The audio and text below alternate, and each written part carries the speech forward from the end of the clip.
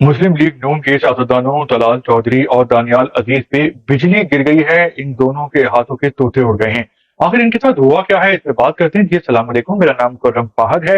دانیال عزیز اور طلال چودھری صاحب جو ہیں، ان دونوں کو نواز شریف صاحب نے ٹکٹ نہیں دیے ہیں، اور ان کو یقین نہیں آ رہا کہ کیا واقعی ان کے ساتھ ایسا ہوا ہے۔ کیونکہ بات کچھ یہ ہے کہ جب نواز شریف صاحب پہ برا وقت آیا ہوا تھا، عمران خان صاحب نے کنٹینر کی سیاست کر رہے تھے، دھرنے شروع کیے ہوئے تھے،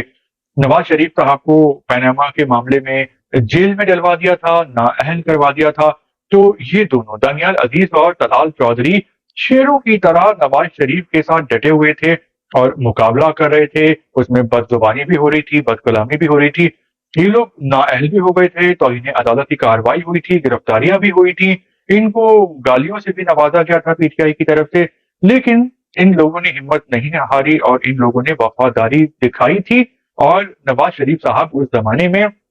جو جلسے کرتے تھے تو دانیال عزیز اور طلال چودھری کا ہاتھ تھام کے بولتے تھے کہ یہ ہیں میرے شیر، اور یہ دونوں لوگ جو ہیں یہ سونے میں تولنے کے قابل ہیں۔ لیکن اب الیکشن 2024 کا وقت ہے، اور ان دونوں صاحبان کے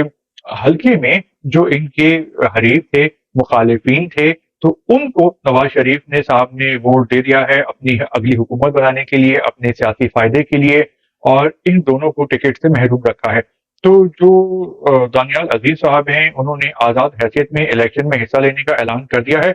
اور دانیال عزیز صاحب کو اللہ تعالیٰ نے نئی زندگی دی ہے، کیونکہ کچھ عرصہ پہلے ان کا حادثے میں ایک ایکسیڈنٹ ہوا تھا، اور ان کی جو گاڑی ہے وہ چکنا چور ہو گئی تھی، اور ان کو بہت ہی زیادہ چوٹیں آئی تھی۔ اللہ نے ان کی جان بچا لی، یہ بہت زخمی ہوئے تھے، تو ان کے اوپر ویسے ہی ایک مینٹلی جو ایک صدمہ ہوتا ہے اس سے گزرے، اور اب ٹکٹ سے محروم کر دیا گیا، تو یہ ہو گیا نہلے پہ ڈھیلا۔ اس کے علاوہ جو طلال چودھری صاحب ہیں، ان کی بھی ایک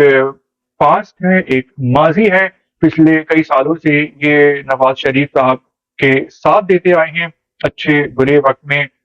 سرد اور گرم موسم میں، ہر طرح کے سیاسی حالات میں۔ تو طلال چودھری صاحب جو ہیں وہ تو اتنے رنجیدہ اور غمگین ہو گئے تھے کہ انہوں نے سوچا کہ وہ پاکستان چھوڑ کے چلے جائیں، وہ کہاں پہ اپنا منہ چھپائیں، جو زمین پھٹے اور زمین ان کو نگل لے، یا آسمان سے جو ہیں وہ بجلیاں کڑکیں اور وہ اپنی جو ہیں وہ یادداشت کھو جائیں۔ لیکن ایسا نہیں ہوا، یہ لوگ جو ہیں اپنے آپ کو اعصابی طور پہ مضبوط کرنے کی کوشش کر رہے ہیں، لیکن جو صدمہ ہے، وہ شوق ہے، وہ بہت زیادہ ان لوگ دونوں پہ گہرا ہے۔ اور یہاں پہ ایک سبق ہے ہم سب کے لیے، کہ دیکھیں کہ یہ جو سیاستدان ہوتے ہیں، یہ کس طرح لوگوں کو اپنے ذاتی سیاسی فائدے کے لیے استعمال کرتے ہیں۔ جو کارکن ہوتے ہیں یا پھر سیکنڈ لیڈ کے جو سیاستدان ہوتے ہیں، وہ سیاستدانوں کے لیے، وزیر اعظموں کے لیے، پارٹیوں کے لیے اپنا تن من دھن نچھاور کرتے ہیں۔ وہ ایک الگ بات ہے کہ وہ بھی اپنے فائدے کے لیے کرتے ہیں، اپنے محلے میں دھاک بٹھانے کے لیے، عزت دولت شہرت کمانے کے لیے۔ کچھ لوگ کرپٹ بھی ہوتے ہیں، اور چند لوگ ایسے بھی ہیں کہ جو واقعی لوگوں کی خدمت کرنا چاہتے ہیں، لیکن یہ ایسے لوگ کم ہی ملیں گے ہمیں ڈھونڈنے سے۔ تو دیکھنے کی بات یہ ہے، سمجھنے کی، سیکھنے کی، کہ جو سیاستدان ہوتے ہیں ان کی نظر میں صرف اپنا فائدہ جو ہے وہ اہم ہوتا ہے، اور وہ اپنے سیاسی فائدے کے لیے کسی کی بھی قربانی کر دیتے ہیں۔ جیسا کہ ہم نے دیکھا کہ جو نواز شریف صاحب کے وفادار ترین ساتھی تھے ان کے برے وقتوں میں، تو نواز شریف صاحب نے ان کو قربان کر دیا اور ٹکٹ دے دیا اس علاقے کے، محلے کے، حلقے کے ان کے سیاسی مخالفین کو۔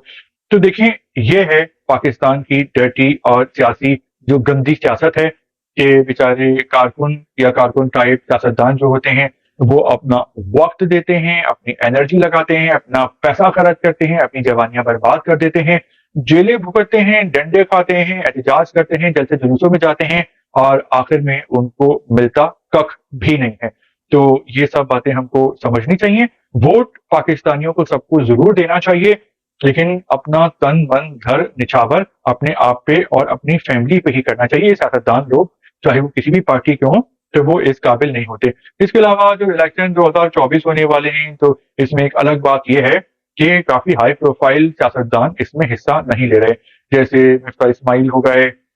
پی ٹی آئی کے شفقت محمود ہو گئے، شاہد خاقان عباسی ہو گئے، فیاض الحسن چوہان ہو گئے،